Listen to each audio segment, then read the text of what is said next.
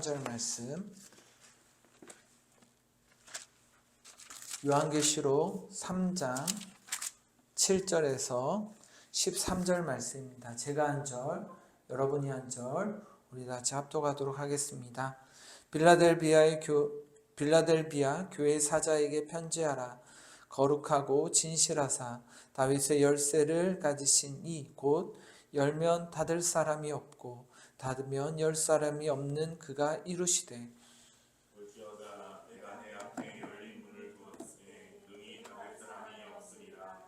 내가 내 행위를 아노니 내가 작은 능력을 가지고서도 내 말을 지키며 내 이름을 배반하지 아니하였도다. 보라, 사탄의 회당 곧 자칭 유대인이라 하나 그렇지 아니하고 거짓말하는 자들 중에서 몇을 내게 주어 그들로 와서 내 발 앞에 절하게 하고 내가 너를 사랑하는 줄을 알게 하리라. 내가 나의 인내의 말씀을 지켰은즉 내가 또한 너를 지켜 시험의 때를 면하게 하리니 이는 장차 온 세상에 임하여 땅을 구하는 자들을 시험할 때라. 내가 속히 오리니 내가 가진 것을 굳게 잡아 아무도 내 면류관을 빼앗지 못하게 하라. 이기는 자는 내 하나님 성전의 기둥이 되게 하리니 그가 결코 다시 나가지 아니하리라. 내가 하나님의 이름과 하나님의 성 곧 하늘에서 내 하나님께로부터 들려오는 새 예루살렘의 이름과 나의 새 이름을 그 위에 기록하리라. 다 같이요, 시작. 위 있는 자는 성령이 교회들에게 하시는 말씀을 들으시오라. 아멘. 자, 오늘 말씀은 기록을 좀 많이 하셔야 되지 않을까 생각이 듭니다. 아니면 좋을 수도 있습니다. 내용상. 오늘 그 전주에 빌라델비아 교회에 대해서 이야기를 나눴습니다. 오늘 한 번 더 빌라델비아 교회에 대해서 이야기를 하려고 하는데, 오늘은 좀 역사적으로 좀 전개를 좀 할까 합니다. 그래서 좀 역사서에 비슷한 역사책을 보는 듯한 느낌을 받을 수도 있습니다만 그 안에 귀한 내용들이 좀 있기에 여러분들 좀 함께 하였으면 좋겠습니다. 자, 여러분들 7교회 중에 가장 아름답고 가장 이상적인 교회라고 하게 되면 빌라델비아 교회라고 이야기를 할 수도 있겠죠. 자, 요한계시록에는 7교회들이 나옵니다. 그 7교회는 실제적으로 소아시아, 현재 터키 지역에 실제적으로 존재했던 교회입니다. 동시에 또한 계시록이 예언서이지 않습니까? 그래서 이 예언서이기 때문에 이 7교회는 2000년 교회 역사 속에서 예표로도 해석이 가능합니다. 그래서 1차적으로는 당시 소아시아 실제 지역교회, 동시에 교회사 속에 등장하는 교회 시대와 또한 교회의 교회 운동의 예언적인 어떤 그림이 담겨져 있는 것이 이 7교회입니다. 자, 그 7교회 중에 몇 교회를 조금 보면, 에베소 교회는 그 사도 시대가 끝날 무렵 제1세기 말에 사도 요한이 사역했던 시기의 교회라고 할 수 있습니다. 그리고 두 번째로는 그 서머나 교회, 곧 서머나 뜻은 고난, 또한 무슨 상징이 있나요? 죽음이라는 상징을 가지고 있죠. 이 서머나 교회는 그 1세기 말입니다. 1세기 말 사도시대 끝부터 AD 313년 그 콘스탄틴 황제의 어떤 그 기독교 타락까지 신앙의 자유까지 이어졌던 그 사이에 일어났던 그 교회입니다. 즉, 그 로마 제국의 환란과 박해를 통과하던 시대의 교회라고 할 수 있습니다. 자, 로마 제국의 시대, 그때 당시에 심하였던 그 기독교 탄압과 외압이 있었던, 환란이 있었던 시대에 세워졌던 교회가 서문학교회. 그러면 서문학교회가 왜 고난이 있었고 다시금 또 너희는 고난을 받게 될 건데 이겨라 라고 얘기했던 이유가 뭔지 아시겠죠? 자, 세 번째는 버가모 교회입니다. 313년 이후에 기독교가 그 로마 제국에 의해서 국교로 선포되어졌던 시기에 세워진 교회가 이 버가모 교회입니다. 이 버가모 교회는 황제와 정치인들이 기독교인이 되면서 그 안에 무슨 문제가 생겼냐면 세상과 교회가 어떻게 되었냐면 연합되어진 시기입니다. 그러니까 세상과 교회가 연합이 되어지면서 정상적인 교회 라인에서 벗어나서 이제 교회 안에 세상이 들어왔던 시기가 이 버가모 교회의 시기입니다. 그래서 오리지널 교회가 많이 벗어났습니다. 그래서 실질적으로 이 버가모라는 뜻은 세상과 짝한 교회, 세상과 연합 결혼한 교회, 이것이 버가모라는 뜻을 가지고 있습니다. 자, 그 다음에 일어났던 교회가 무슨 교회냐면 이어서 두아디라 교회이죠. 자, 두아디라 교회는 뜻은 끊임없는 제사와 희생과 제물이 있어서 두아디라 교회라고 이야기를 했습니다. 이 두아디라 교회는 로마 카톨릭 교회를 상징하기도 합니다. 예수님의 십자가가 단번에 영원한 제사였음을 우리는 알고 있습니다. 이 뜻은 뭐냐면 예수님께서 우리를 위하여서 십자가에 못 박혀 죽으시고 부활하심으로 그를 믿는 자마다 구원을 받았고 그를 믿는 자마다 우리는 죄사함을 받았습니다. 그럼에도 불구하고 그 미사라는 제사의식을 끊임없이 반복하는 구조의 형태를 가지게 된 시점이 이 두아디라 교회입니다. 즉 이때 당시에 일어났던 교회가 카톨릭으로서 이제 타락하였던 그런 시기이기도 하죠. 그 다음에 일어났던 교회가 여러분들 알다시피 4대 교회입니다. 4대라는 뜻은 남은 자들이라는 뜻인데 이 두아디라 즉 로마 카톨릭에서 종교개혁자들이 일어나죠. 루터라든지 칼빈이라든지 찌빙글리라든지 다양한 그 종교 개혁자들 통하여서 이제 회복되어진 교회, 곧 개신교라고 할 수 있는 이 4대 교회입니다. 자, 그러나 이 4대 교회가 하나님 앞에서 완전한 회복이 일어나지는 않았습니다. 이 완전한 회복은 일어나지 않았으나 개신교에 다시금 새로운 출발점이 일어났던 시기가 이 4대 교회입니다. 그리고 그 다음 4개의 교회가 있죠.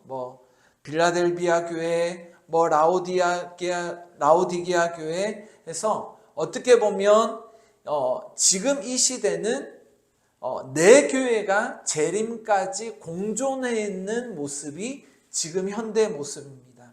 그러니까 두아디라 교회라든지 4대 교회라든지 빌라델비아 교회라든지 라오디게아 교회는 예수님 재림 때까지 계속해서 이어지는 그런 교회라고 이야기를 할 수 있고, 반면에 에베소 교회라든지 서머나 교회라든지 버가모 교회는 교회사 속 특정 시대를 상징하고 나중에는 유유히 사라진 교회라고 할 수 있습니다. 자, 그 중에 오늘 저와 여러분들이 빌라델비아 교회를 보고 있는데, 자, 빌라델비아는 두 가지 어원을 합쳐진 내용들이 있습니다. 자, 필레오와 아델포스가 합쳐져서 빌라델비아 교회라는 이름이 세워져 있는데, 자, 필레오라는 뜻은 뭐 형제, 가족, 친구 간의 사랑을 이야기를 합니다.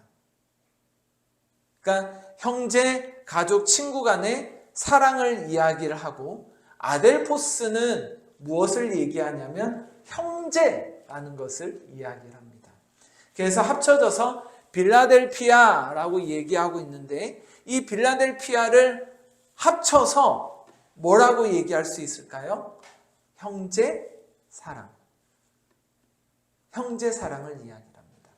자, 우리가 형제 사랑하게 되면 우리가 좀 인식 자체를 그냥 남자들의 사랑이라고 생각할 수 있는데, 요거 아닌 거 아시죠?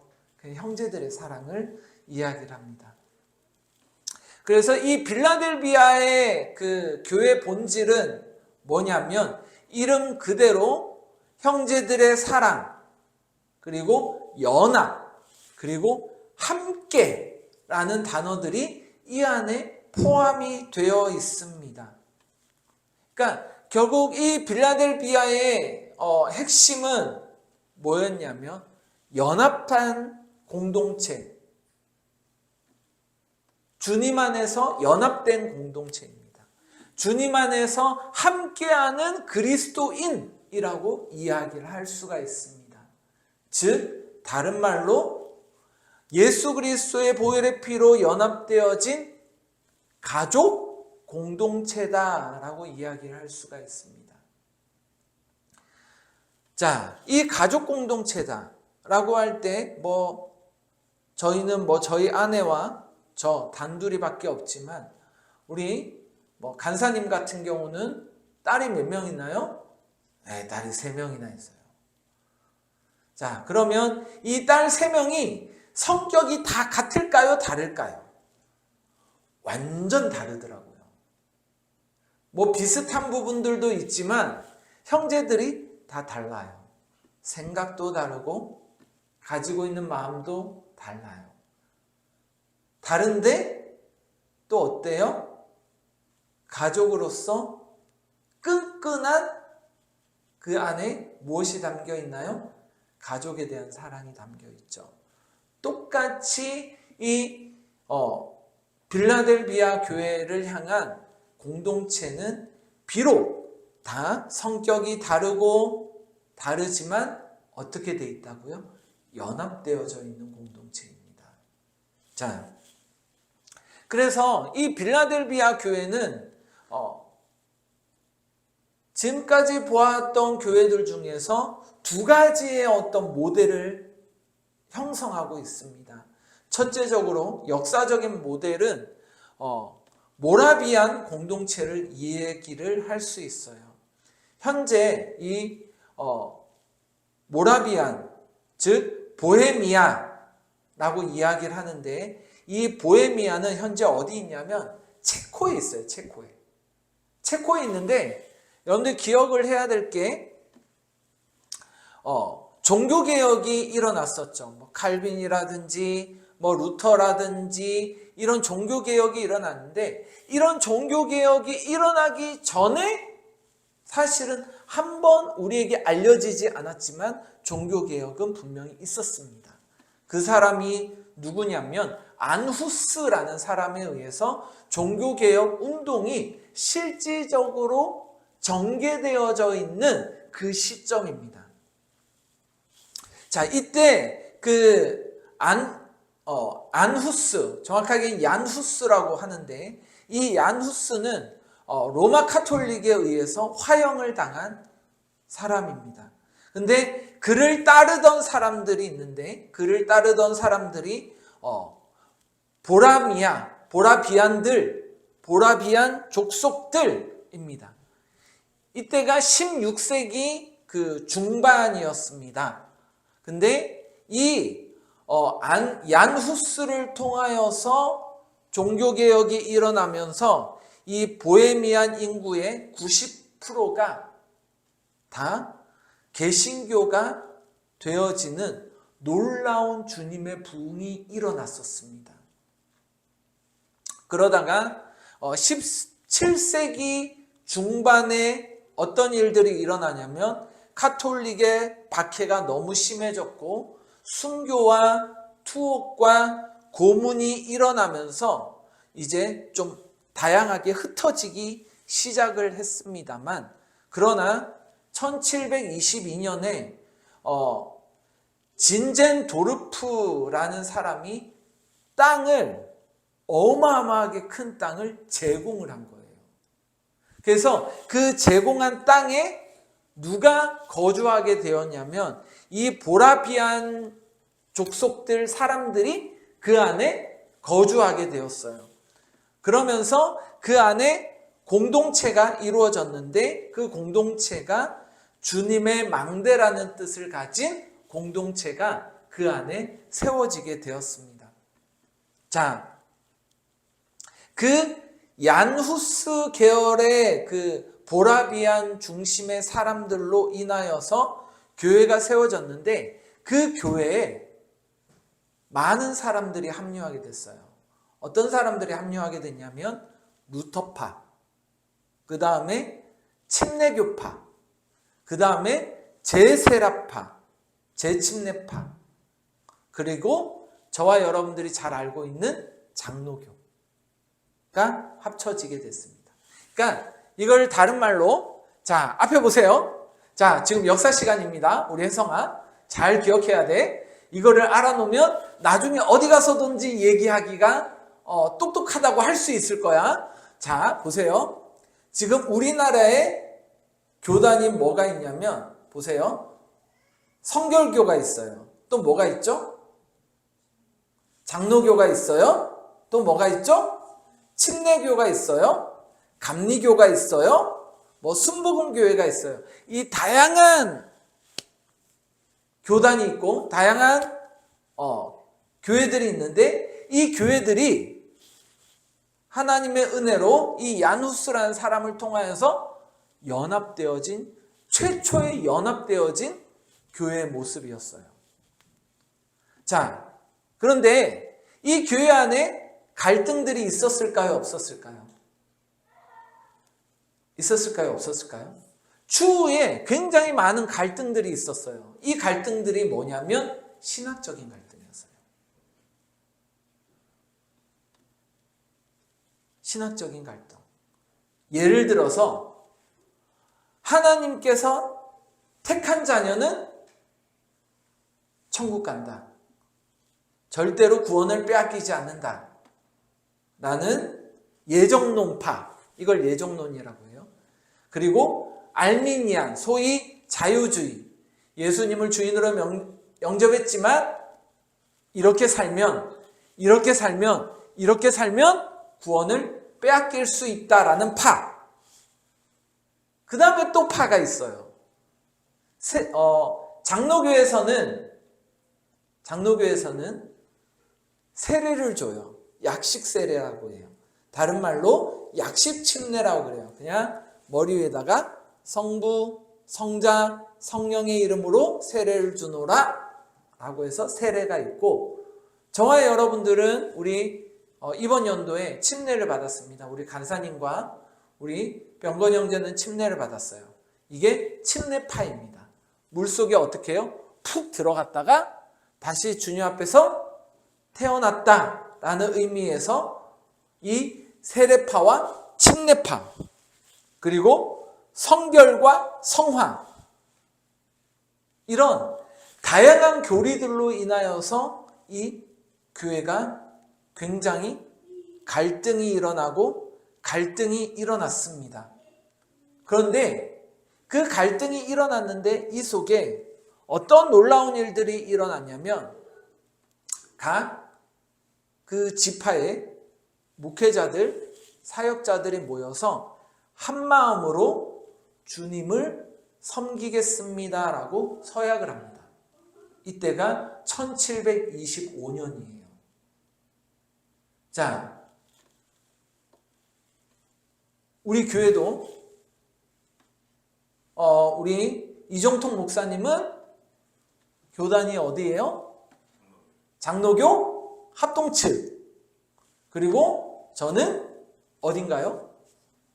기독교 한국침례회 침례교, 그 다음에 우리 홍영래 형제는 아가페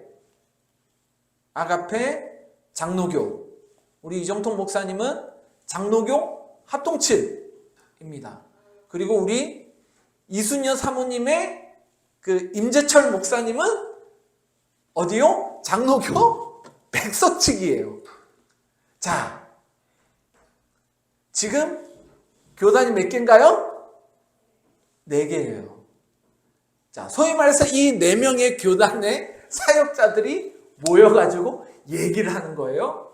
비록 신학적인 부분들이 좀 다를 수 있고 신학적인 내용들이 좀 다를 수 있어서 다툼이 일어날 수 있는 소지들이 있으나 한 마음으로 어떻게 하겠다고요? 주님을 어떻게 하고 섬기겠다라고요.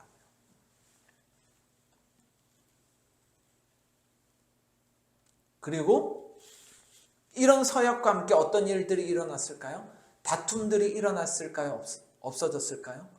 다툼들이 사라지게 되었습니다.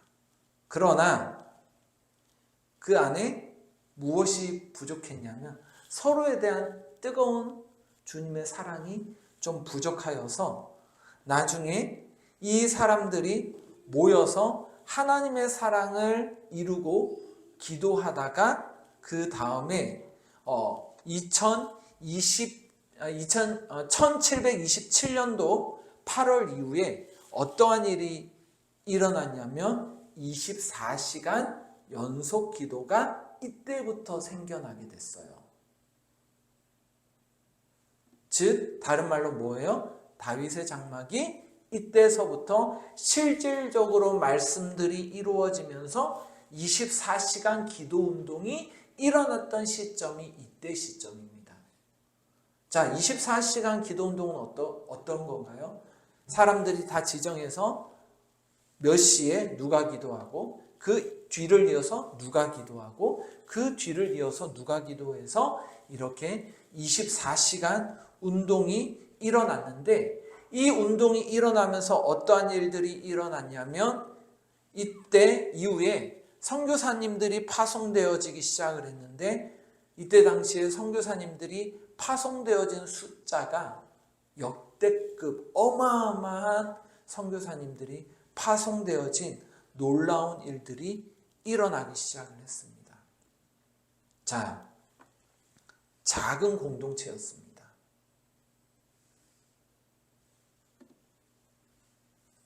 한 번 열면 닫을 자가 없는 다윗의 열쇠로 주님의 성문을, 열린 문을 이제 오픈하였습니다. 열린 문, 작은 능력, 말씀을 지키고 이름을 배반하지 않음으로 인하여 하나님의 놀라운 주님의 복이 거하였던 하나 첫 번째 모델 운동이 되었던 모습입니다. 이 안에는 뭐가 담겨져 있었나요? 하나님의 연합이 그 안에 담겨져 있습니다. 자, 우리가 빌라델비아 교회의 두 번째의 어떤 모델 하나가 더 있습니다. 이 두 번째 모델은 실제적으로 어떤 운동이냐면 형제 운동입니다. 형제 교회 운동입니다. 1825년도 더블린에서 시작되어진 작은 모임입니다. 두 형제가 이제 시작을 해야 되는데 이 형제들은 모일 때마다 무엇을 하였냐면 성찬식을 했습니다. 성찬식을 하면서 어떤 예배를 추구했냐면 사도행전과 고린도전서 14장의 그 하우스, 집에서의 예배 모델을 추구하였고, 그리고 이 일들이 일어나면서 2명이었으나 4명이 되었고, 4명이 되었으나 5명이 되었고, 5명이 되었으나 계속해서 그 늘어나는 놀라운 일들이 일어났습니다. 자, 이때도 놀라운 일들이 일어났었는데 어떤 교단이든 어떤 교파든 어떤 출신이든 그리스도의 몸에 속한 모든 지체는 뭐라고 얘기하냐면 한 형제라고 이야기를 했습니다. 근데 이 때 당시에 그 중요한 것은 뭐냐면 특정 그 성직자 그룹 위에 평신도가 있는 그 구조를 거부하게 되어집니다. 따로 구분하지 않고 만인 제사장의 모습을 가지고 행해 나아갑니다. 목회자들이 있었으나 성도들이 얼마든지 나와서 설교를 할 수가 있었고, 목회자는 지도자는 분명히 있었으나 그 안에 모든 사람들은 목사, 전도사, 일반 성도, 평신도 이런 개념들이 아니라 모두가 주님 앞에서 어떤 단어를 썼냐면 형제라는 단어를 썼습니다. 그래서 간사라는 이런 단어도 없었고 사모라는 이런 단어도 없었습니다. 그래서 홍영래 형제, 이종통 형제, 우리 장혜성 형제, 최민경 자매, 김병건 형제, 정지현 형제, 모든 그 뒤에 수식어를 자매, 형제로 통합시켰던 때가 사실은 이때입니다. 그리고 이 일들이 나중에 확산이 되어지는데 누구를 통하여서 이 운동이 확산이 되어지냐면 이때 당시에 나타났던 존 넬슨이라는 신학자를 통하여서 이 형제 운동이 확산이 되어집니다. 이 존 넬슨은 원래 영국 그 성공의 성직자 신부였으나 나중에 이 그 성공회를 거부를 하고 개신교로 전향을 하면서 이제 하늘의 계시와 하나님의 놀라운 일들이 이 존 넬슨 다비를 통하여서 확장이 되어지고, 그리고 그 안에 함께 속하게 되어진 인물들이 있는데, 존 넬슨 다비를 주축으로 해서 조지 뮬러, 여러분들 잘 아시죠? 조지 뮬러. 자, 2,000명의 고아를 기도로 먹이고 입힌 누구입니까? 기도의 아버지입니다. C.H. 맥킨토시, 조지 커닝, 그리고 이때 D.L. 무디가 나타나죠. 자, 이들 모두가 형제교회 출신들입니다. 자, 이 형제교회는 실질적으로 종교개혁보다 더 큰 운동이었다라고 이야기를 하고 있습니다. 근데 이 안에도 동일하게 똑같은 일들이 있었습니다. 그것이 뭐냐면 우리 혜성이라든지 우리 병건이라든지 우리 영래 형제라든지 저라든지 정통 형제라든지 김진미 자매라든지 최민경 자매라든지 할 것 없이 어느 교단에 속해 있던 그리스도 안에서의 모두는 형제라고 열린 태도를 가졌던 시기입니다. 나중에 좀 분열이 일어나긴 했습니다. 다비파, 존 넬슨 다비파, 조주 뮬러 개방파, 폐쇄파 이래가지고 좀 갈라지긴 했으나, 그러나 이 속에 분명히 연합되어진 것들은 형제 사랑, 하나됨이었습니다. 다 뜻이 다를 수 있죠. 다 가지고 있는 신학 사상 아니면 신앙관 다 다를 수 있습니다. 그러나 그것들로 다투거나 그것들로 분쟁하거나 그것들로 인하여서 파가 갈라지나 그런 것이 아니라 하나님 앞에서 부흥되어졌던 그 시점은 연합, 하나됨, 하나였던 것을 분명히 기억합니다.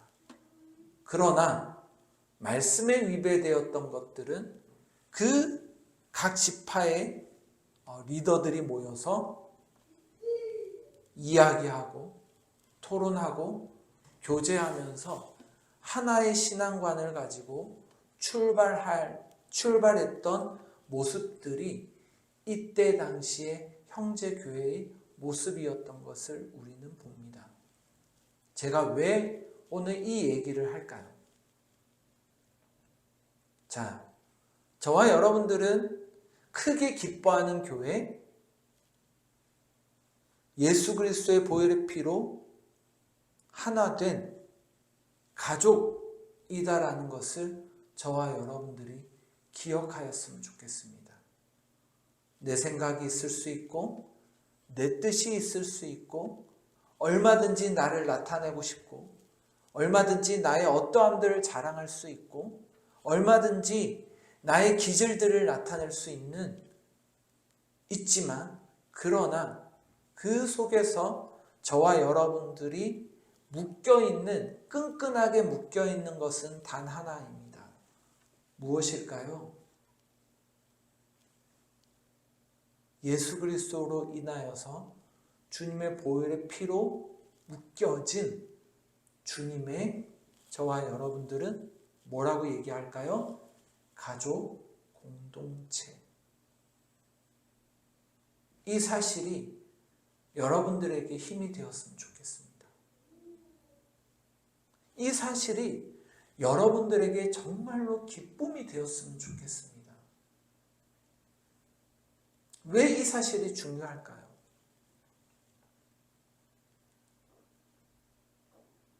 자, 우리 간사님이 어제였나요?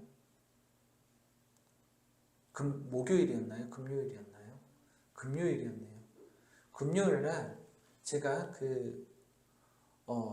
붕어빵 교육을 위하여서 어떤 교회를 갔어요. 어떤 교회를 갔는데 제가 호붕이와 김치붕어빵을 소스를 깜빡 잊고 안 가지고 온 거예요. 근데 어차피 이제 한 15분, 10분 거리밖에 안 되거든요. 이거 하면 나중에 예배 끝나면 제가 엄청 혼날 것 같은데, 자, 한 11시 50분쯤에 전화를 했어요. 나 뭐 안 가져왔는데 급하다. 빨리 와라. 나 지금 뭐 하고 있는데 안 된다. 빨리 와라. 빨리 와라. 제가 전화로 강조를 하면서 빨리 와라 라고 얘기를 했는데 한 15분, 20분 뒤에 오더라고요. 왔는데 갑자기 얼굴에 큰 상처가 있는 거예요. 이거 왜 그러냐? 급한 마음에 고데기를 하다가 이 고데기가 살에 살짝 닿였는데 살이 그냥 홈푹 파져 있는 거예요. 엄청나게 걱정을 했죠. 근데 아니나 다를까 어제 우리 병건이가 보고 걱정을 하고 우리 통목사님이 걱정하고 영내가 걱정하고 우리 혜성이는 알는지 모르는지는 잘 모르겠으나 저희 아내도 걱정하고 왜 그렇게 됐냐고 고데기 때문에 잘못해서 그랬다고 그 내막은 하나도 모르고 걱정을 하더라고요. 갑자기 눈 동그랗게 뜨고 저를 지켜보시는데 자, 무슨 일이 일어나면 다 걱정을 하죠.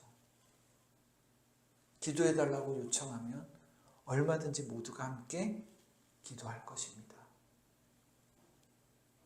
힘든 일들이 있으면 함께 울고 함께 기뻐할 겁니다.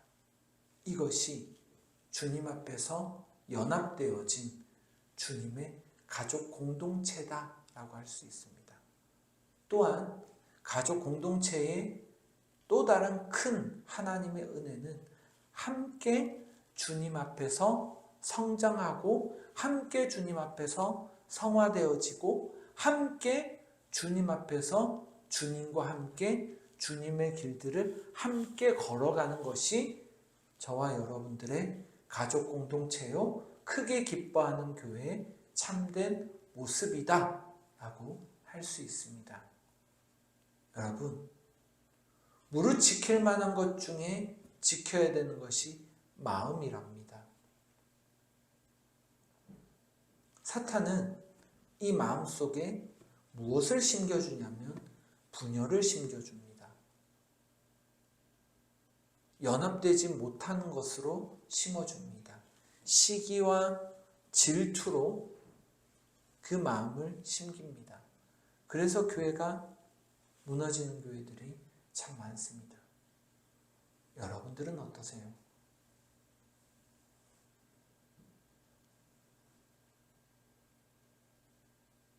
내 생각과 내 마음을 하나님 앞에서 점검하여서 그 점검되어진 그 마음으로 저와 여러분들이 더욱더 하나가 되어지길 축복합니다. 시시때때로 좌우로나 우로나 치우쳐지는 그런 마음이 되어지지 않았으면 좋겠습니다. 이스라엘 백성들이 애굽에서 홍해를 건너고 가나안 땅에 들어가기까지 모세를 통하여서도 얘기를 했었고 여호수아를 통하여서도 계속해서 이야기했던 것들이 있습니다. 무엇이냐면 좌로나 우로나 치우치지 말라. 좌로나 우로나 치우치지 말라 이겁니다. 마음을 좌로나 우로나 치우치지 말라입니다. 그 안에 주님의 사랑이 있고 주님의 말씀이 있고 주님을 향한 기도가 있다면 그 가족 공동체는 결코 무너지지 않고 하나님 앞에서 정말 칭찬받는 그런 주님의 교회가 될 것이라고 확신합니다. 이것이 작지만 내 이름을 지키었은즉 입니다. 작지만 내 이름을 지키었은즉. 비록 작지만 주님의 말씀과 주님의 이름 앞에 서로 지키며 걸어가는 주의 자녀들 되어지기를 축복하고 축복합니다. 말씀을 맺도록 하겠습니다. 요한복음 17장 20절에서 23절에 보게 되면 이런 말씀이 나옵니다. 제자들뿐만 아니라 그들로 말미암아 나를 믿는 사람들 곧 오늘날의 모든 성도를 위하여서 기도한다. 그런데 그 안에 아버지와 아들이 연합되어졌던 것처럼 성도들이 다 하나가 되어서 세상으로 아버지께서 나를 보내신 것을 믿게 하옵소서라고 이야기를 합니다. 메시지 성경에서는 이렇게 얘기합니다. 그들 모두가 한 마음 한 뜻이 되어서 기도하라. 그리고 한 마음 한 뜻이 되어서 아버지께서 예수를 보내주셨다는 것을 믿게 되어지는 내용들입니다. 결국 주님이 우리에게 주님의 영광을 보여주신 목적이 있는데 그것은 다른 말로 아버지와 아들이 하나가 된 것처럼 우리가 어떻게 하나가 되게 하려 함이라 라고 이야기를 합니다. 교회가 하나가 되어지지 않으면 설득력이 떨어집니다. 교회가 하나가 되어지지 않으면 약해질 수밖에 없습니다. 저와 여러분들의 교회를 향한 하나된 마음으로 다시금 주님의 몸된 교회를 사랑하고 몸된 교회를 위하여서 기도하고 또한 나보다 남을 낮게 여기고 순종함과 겸손함으로 저와 여러분들이 쾌 기뻐하는 교회에서 세워지기를 축복합니다. 기도하겠습니다.